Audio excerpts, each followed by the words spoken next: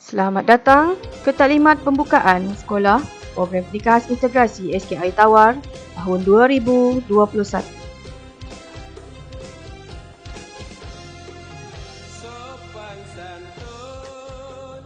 Untuk makluman ibu bapa penjaga, sekolah akan mula dibuka bermula 4 Oktober 2021 bersamaan dengan Hari Isnin.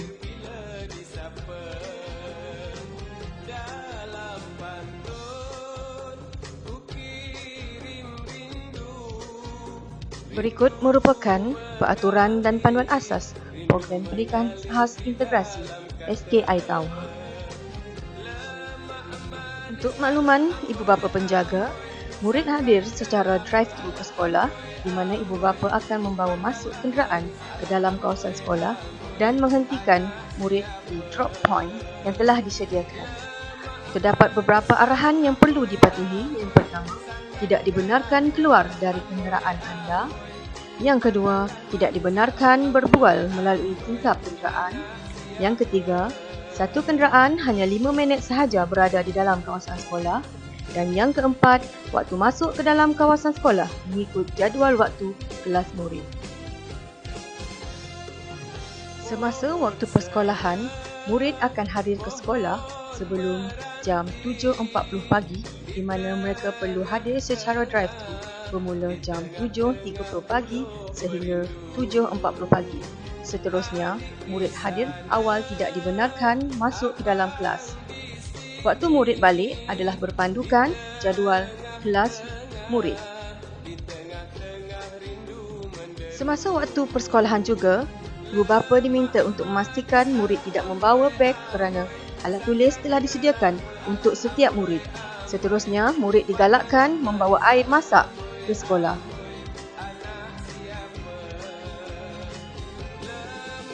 Tentang penularan wabak COVID-19, maka normal baharu di dalam kelas pendidikan khas akan dijalankan.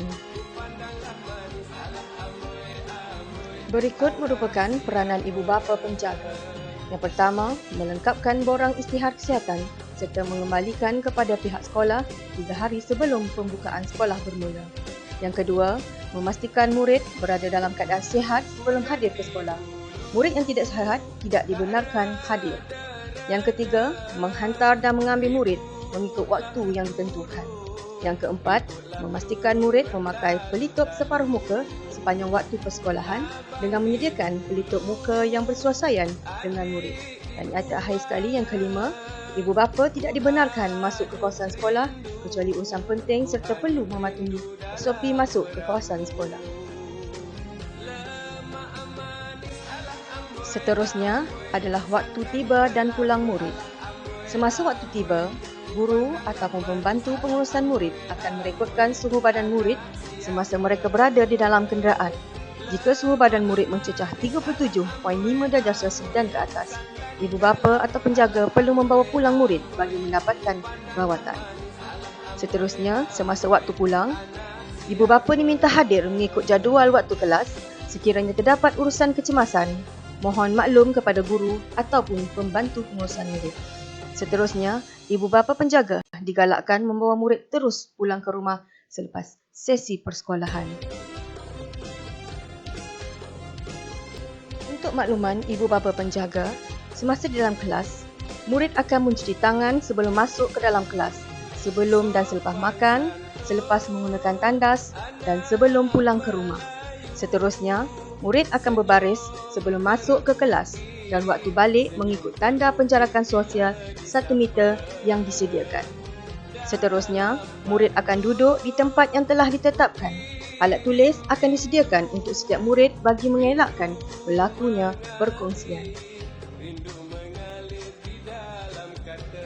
Selain itu, semasa di dalam kelas, murid tidak akan dibenarkan untuk bergerak dari tempat duduk masing-masing selain keperluan untuk ke tandas atau membasuh tangan sebelum dan selepas makan. Seterusnya, murid akan diberikan rancangan makanan tambahan RMT dan akan dihidangkan di dalam bekas yang bertutup semasa waktu rehat. Oleh itu, ibu bapa tidak perlu membekalkan makanan untuk murid. Dan seterusnya, hanya seorang murid akan dibenarkan ke tandas dalam satu masa mengikut kelas. Semasa di tandas pula, hanya 2 orang murid dibenarkan di dalam satu masa. Untuk makluman ibu bapa penjaga juga, semasa dalam kelas, sekiranya murid didapati bertingkah laku yang tidak dapat dikawal, murid itu akan diasingkan daripada murid yang lain. Dan yang terakhir sekali, sekiranya murid didapati tidak sihat semasa sesi persekolahan, pihak sekolah akan memaklumkan kepada ibu bapa untuk menjemput murid dan seterusnya membawa mereka untuk mendapatkan rawatan.